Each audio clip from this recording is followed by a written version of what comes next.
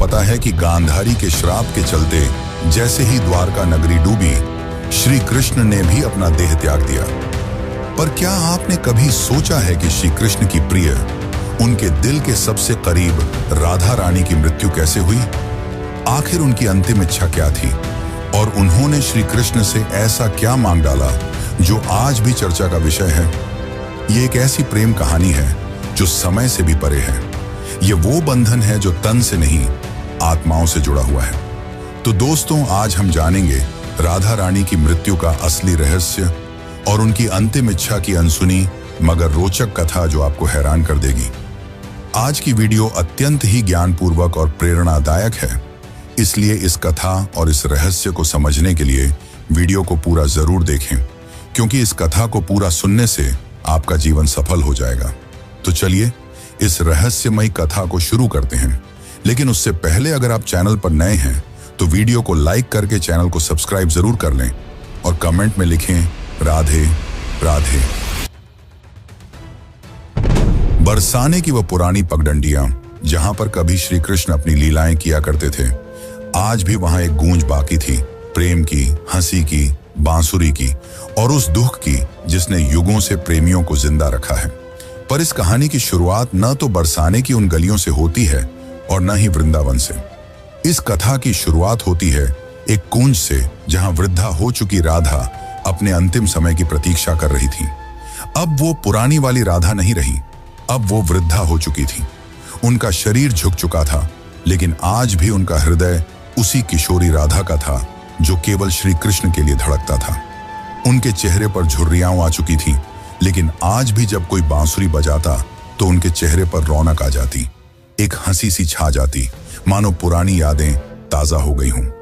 कृष्ण जब मथुरा छोड़कर चले गए, तब उनके वियोग में राधा ने न तो किसी से विवाह किया और न ही कहीं आश्रय लिया।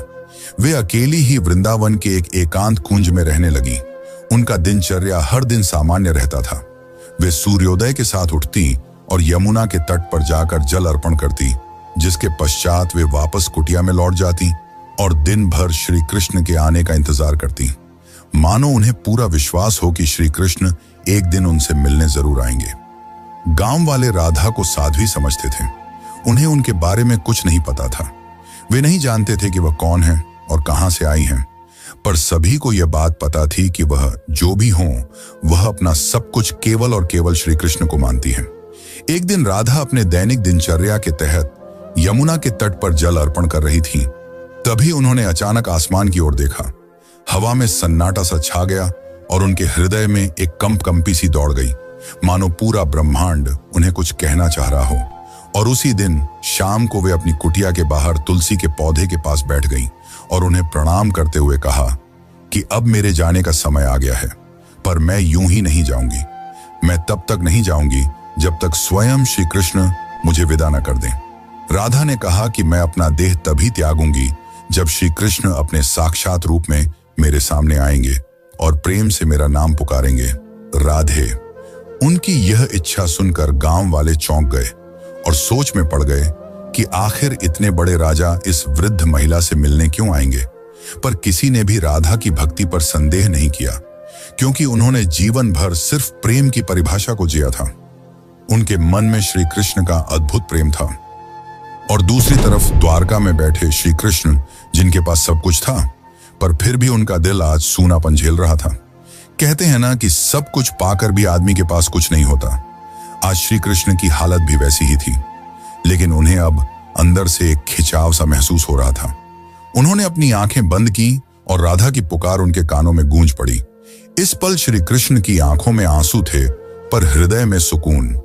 उन्होंने तुरंत सब कुछ छोड़कर उसी पल एकांत कुंज की ओर प्रस्थान किया, जहां राधा रानी उनका इंतजार कर रही थी। जब श्री कृष्ण वहां पहुंचे तो राधा कुटिया के बाहर तुलसी के पेड़ के पास बैठी हुई थी। उनकी आंखें बंद थीं और वे ध्यान में लीन थीं। कृष्ण ने धीरे से कहा, राधे। यह शब्द सुनकर राधा की आंखें खुली और उनके चेहरे पर एक चमक छा गई। उनकी आंखों में वह प्रेम था जो न कहा जा सकता था और न ही छुपाया जा सकता था। राधा मुस्कुराई और श्री कृष्ण से कहा, प्रभु, अब मेरे जाने का समय आ गया है। अब मेरी आत्मा केवल विश्राम चाहती है। यह सुनकर श्री कृष्ण ने राधा का हाथ थाम लिया। अब राधा की सांसें धीरे धीरे धीमी होने लगी और उन्होंने वहीं तुलसी के पेड़ के नीचे अपने प्राण त्याग दिए। किंतु यह अंत नहीं था।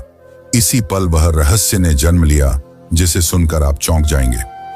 राधा की आत्मा को तो मोक्ष मिल गया, पर उनके आखिरी शब्द अब भी श्री कृष्ण के कानों में गूंज रहे थे। राधा ने अपने अंतिम पलों में कहा था, प्रभु, जब इस धरती से प्रेम का अर्थ मिटने लगेगा तब मैं फिर लौटूंगी। मुझे फिर जन्म लेना होगा, क्योंकि प्रेम जीवन का प्रमुख हिस्सा है और उसे मिटने नहीं दिया जा सकता। जहां राधा ने अपनी देह त्यागी थी, वहां एक नया पौधा उगाया जो तुलसी से भी अधिक उज्जवल था, मानो कोई स्वर्गीय पौधा हो। गांव के लोग उसे राधा वृक्ष के नाम से पुकारने लगे और वहां पूजा पाठ करने लगे। पर किसी को नहीं पता था कि उस पौधे के नीचे एक रहस्य पल रहा था। वह रहस्य था राधा के पुनर्जन्म का, जो आपको चकित कर देगा। कई युग बीतने के बाद जब प्रेम का मूल्य घटने लगा और लोग सिर्फ वासना में डूबने लगे, तब बरसाने से कुछ दूर एक साधारण किसान के घर में एक कन्या का जन्म हुआ। उसका नाम ललिता रखा गया। पर यह कोई साधारण कन्या नहीं थी। वह बिना किसी के सिखाए ही बांसुरी की मधुर धुन बजा लेती थी। उसकी बांसुरी की आवाज सुनते ही पेड़ों के पत्ते हिलने लगते और पक्षी झूम उठते। गांव के लोग कहने लगे कि यह कोई साधारण लड़की नहीं, बल्कि किसी देवी का अवतार है। वे कहते कि इसे देखकर राधा की याद आ जाती है। ललिता जब 7 साल की हुई तो एक दिन वह यमुना के किनारे बैठी थी। उसी वक्त एक संत वहां से गुजरे। उन्होंने ललिता को देखा और जब उसकी आंखों में झांका तो वे मंत्रमुग्ध हो गए। उन्होंने कहा, वही आंखें, वही चंचल मुस्कान, राधा तुम लौट आई। ललिता को अक्सर सपने में एक सुंदर श्याम वर्ण पुरुष दिखाई देता, जो कोई और नहीं बल्कि श्री कृष्ण ही थे। वे कुछ नहीं बोलते, बस बांसुरी बजाते रहते। उस बांसुरी की धुन ललिता के दिल को छू जाती। एक दिन ललिता ने अपनी मां से पूछा, मां, ये प्रेम क्या होता है? मां ने जवाब दिया, तू अभी बच्ची है, तुझे प्रेम का क्या पता। ललिता चुप हो गई, लेकिन उसकी आंखों में एक पुराना दर्द था, मानो उसने यह सवाल पहले भी किसी और जन्म में पूछा हो।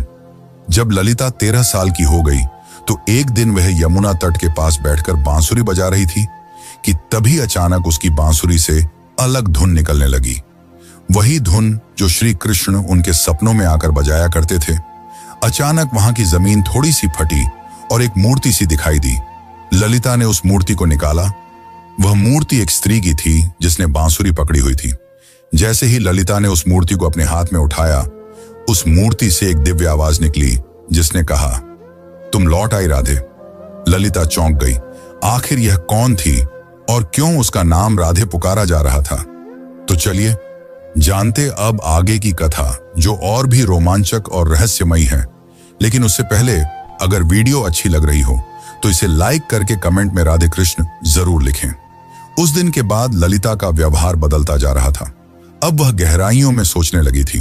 वो जानना चाहती थी कि वह कौन है और उसका जन्म क्यों हुआ है। आखिर क्यों उसे प्रेम और कृष्ण जैसे शब्द इतना आकर्षित करते हैं। उसी दौरान एक संत हिमालय से कई वर्षों की तपस्या कर बरसाने लौट रहे थे। जब उन्होंने ललिता को देखा तो वे स्तंभ रह गए। वह बोले, युगों पहले मैंने यही आंखें राधा की देखी थी। कन्या, तुम इस युग की नहीं हो। तुम्हारा जन्म किसी उद्देश्य से हुआ है। ललिता ने पूछा, कौन सा उद्देश्य? तब उस तपस्वी संत ने अपनी आंखें बंद कर जवाब दिया, अभी के युग में प्रेम केवल एक शब्द बनकर रह गया है। तुम्हें उसे फिर से जीवन बनाना है। अब बरसाने की गलियों में एक नई कथा जन्म लेने वाली थी। दरअसल यह कथा नई नहीं बल्कि पुरानी थी, राधा के पुनर्जन्म की कथा। अब ललिता किशोर अवस्था में पहुंच चुकी थी। अब उनके मन में विचित्र सी बेचैनी थी, मानो कोई उन्हें पुकार रहा हो। रातों में ललिता यमुना के तट पर अकेले बैठती और उस अज्ञात पुरुष की कल्पना करती जो उन्हें सपनों में दिखाई दिया करते थे। एक दिन ललिता ने अपनी मां से पूछा, मां, क्या प्रेम बिना कहे भी हो सकता है? तब उनकी मां ने जवाब दिया, बेटी, सच्चा प्रेम तो वही होता है जो कुछ कहे बिना ही हो जाए। पर ललिता तो कुछ और ही सोच रही थी। उसका हृदय उस व्यक्ति के लिए धड़क रहा था जिससे वो कभी मिली भी नहीं थी। एक दिन उस स्वामी ने ललिता को अपने आश्रम में बुलाया और कहा, राधे, अब समय आ गया है। कृष्ण इस युग में जन्म ले चुके हैं, पर इस युग में उन्होंने एक ब्राह्मण के रूप में जन्म लिया है और तुम्हें उन्हें ढूंढना पड़ेगा। यह सुनकर ललिता खुशी के मारे झूमने लगी, क्योंकि जिस पल का उसे इंतजार था वो आने वाला था। पर एक समस्या थी, ललिता श्री कृष्ण को पहचानेंगी कैसे? तब उस संत ने कहा, जब वे तुम्हारे सामने आएंगे तो तुम खुद ही उसे पहचान लोगी। पर ध्यान रखना, इस बार परीक्षा और भी ज्यादा कठिन होगी, क्योंकि अब युग बदल चुका है। अब तुम्हारा प्रेम व्यक्तिगत नहीं रहा, बल्कि अब तुम्हें लोगों और समाज का सामना करते हुए पूरे संसार को प्रेम का अर्थ समझाना होगा। अब श्री कृष्ण पुनर्जन्म ले चुके थे और एक नव युवक साधु के रूप में थे, जिनका नाम अनंतानंद था, जो लोगों को उपदेश दिया करते थे। पर कोई नहीं जानता था कि असल में अनंतानंद हैं कौन।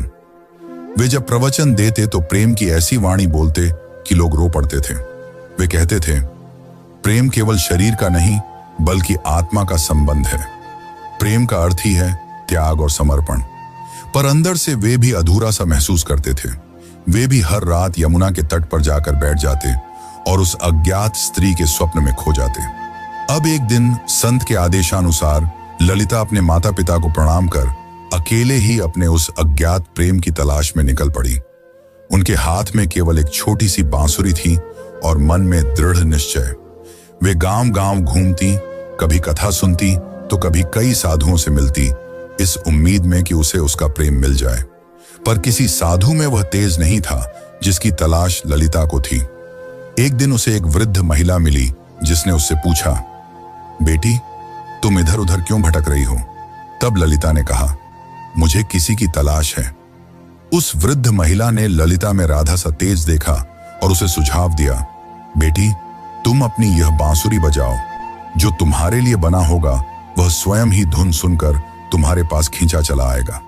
जिसके पश्चात ललिता ने ऊंची पहाड़ी पर चढ़कर अपनी बांसुरी बजाई और ठीक उसी पल उसे कई मील दूर अनंतानंद की आंखें भर आईं।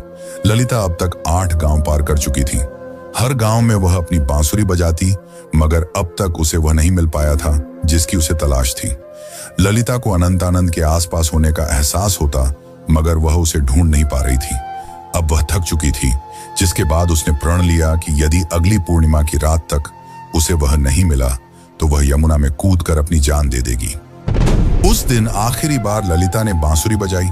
उसकी धुन वैसी ही थी जो किसी को अंदर तक भिगो दे। उसी पल हिमालय में बैठे अनंतानंद को वह ध्वनि सुनाई दी। उसे वह ध्वनि काफी प्रभावी लगी, मानो उसने कई वर्षों बाद वही ध्वनि सुनी हो जो उसे पुकार रही हो। अनंतानंद ने तुरंत ही हिमालय छोड़ दिया। ठीक उसी रात ललिता को फिर से स्वप्न आया, पर इस बार स्वप्न काफी अलग था। इस बार श्री कृष्ण और राधा यमुना के तट पर बैठे थे और राधा श्री कृष्ण से पूछ रही थी, प्रभु, क्या इस बार भी मेरी प्रेम कहानी अधूरी रह जाएगी? कृष्ण ने कहा, नहीं राधे, इस बार संसार को तुम्हारे प्रेम की पूर्णता दिखाई देगी। इतना कहते ही ललिता का स्वप्न टूट गया। ललिता के मन में एक नई उम्मीद जाग उठी थी। अब वह उस जगह पहुंची जहां अनंतानंद पहुंचने वाले थे, वृंदाधाम। यह कोई आम स्थान नहीं थी। कहते हैं कि इसी स्थान पर राधा ने कृष्ण को आखिरी बार देखा था और एक शिला को छूकर प्रण लिया था कि जब तक उसकी प्रेम कहानी पूर्ण नहीं हो जाती वह लौटती रहेगी।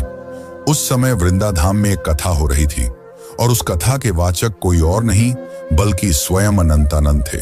ललिता बहुत दूर खड़ी थी और उनके चेहरे को भी नहीं पहचानती थी, परंतु उनकी वाणी में कुछ ऐसा था जिसने उसके हृदय को प्रभावित कर दिया। उस दिन अनंतानंद प्रेम की परिभाषा समझा रहे थे। प्रेम वह नहीं जो आपके पास होता है और आपके साथ जीता है। प्रेम तो वह है जो दूर होकर भी पास होता है। वे यह सब बता ही रहे थे कि उनकी आंखें ललिता से टकराईं। दोनों एक पल के लिए स्तंभ रह गए, मानो पूरी दुनिया ही रुक गई हो। अनंतानंद ने तुरंत ही प्रवचन छोड़ दिया और ललिता के पास दौड़े चले आए। तब ललिता ने अनंतानंद से धीरे से पूछा, क्या आज भी आपको मेरी आवाज सुनाई देती है? अनंतानंद ने उसकी आंखों में देखा और प्रेम से कहा, राधे, तुम आ गई। पल काफी मनमोहक था। पूरा संसार थमा हुआ था, लेकिन यह अंत नहीं था। असली कहानी तो अब शुरू होने वाली थी। अचानक मौसम खराब होने लगा और बादल काले पड़ गए, और तभी वहां एक साधु कुरंगनाथ प्रकट हुए, जो नहीं चाहते थे कि राधा और कृष्ण फिर से मिलें, क्योंकि उसे ऐसा लगता था कि अगर राधा और कृष्ण फिर से मिल गए तो प्रेम को धर्म से ऊपर का स्थान मिल जाएगा, जो कि समाज की जड़ता को तोड़ डालेगा। कुरंगनाथ ने कहा, तुम्हारा प्रेम आज के युग के नियमों के विरुद्ध है। आज का समाज न तो इस प्रेम को समझेगा और न ही सहन कर पाएगा। तब अनंतानंद ने कहा, प्रेम समाज का मिलन नहीं बल्कि दो आत्माओं का मिलन है। तब कुरंगनाथ ने कहा, तो फिर अब तैयार हो जाओ अंतिम परीक्षा के लिए। कुरंगनाथ ने कहा कि यदि तुम्हारा प्रेम सच्चा है तो अगली पूर्णिमा की रात तक ललिता अपनी आंखों पर पट्टी बांध लेगी और वह बिना देखे और बिना सुने तुम्हें ढूंढ निकालेगी। यदि वह इसमें असफल हो जाती है तो दोनों को फिर से युगों युगों के लिए बिछड़ना होगा। अनंतानंद यह सुनकर मौन रह गए, पर ललिता ने बड़े ही प्रेम पूर्वक और शक्ति से कहा, मुझे आपकी यह शर्त मंजूर है। पूर्णिमा की रात पास आ रही थी। यह परीक्षा ललिता के लिए केवल एक शर्त नहीं थी, बल्कि उसके प्रेम और संयम की लड़ाई थी। वह खुद भी यह जानना चाहती थी कि क्या बिना देखे सिर्फ मन और आत्मा से प्रेम किया जा सकता है या नहीं। अब उसने अपने नेत्रों पर पट्टी बांध ली और कसम खाई कि वह अब किसी को नहीं देखेगी जब तक उसकी आत्मा उसे स्वयं श्री कृष्ण को न दिखा दे। लोगों ने जब उसे ऐसा करते देखा तो वे उसका मजाक उड़ाने लगे कि आजकल की कन्याओं को तो सिर्फ नाटक करना आता है। लेकिन कुछ ऐसे भी थे जिन्होंने उसके इस प्रयास की तारीफ की और उसे हिम्मत दी और बोले, हे राधे, तुम इस युग में जरूर प्रेम को जीत दिलाओगी। उधर दूसरी ओर अनंतानंद एक सुनसान गुफा में ध्यान मग्न बैठे थे। वे केवल एक ही शब्द दोहरा रहे थे, राधे।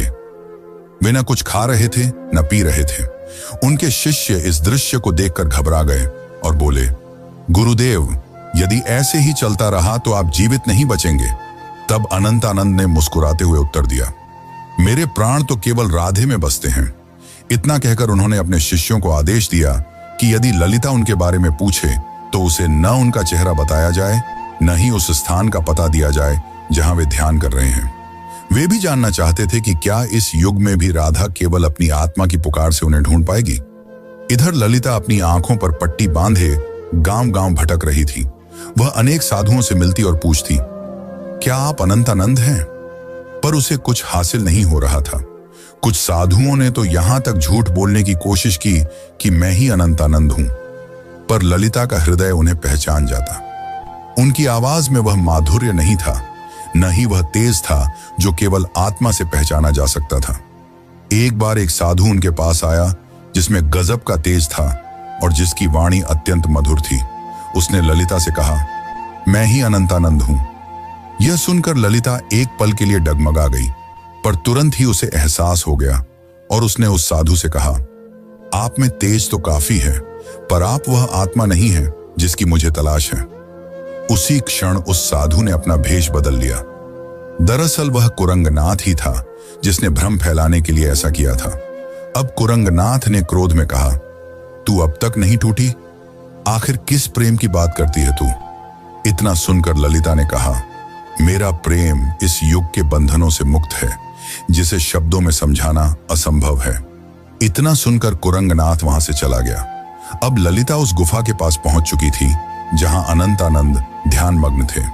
ललिता धीरे धीरे गुफा के अंदर गई और अंत में उसे वहां किसी के होने का आभास हुआ, जिससे दिव्य तेज निकल रहा था।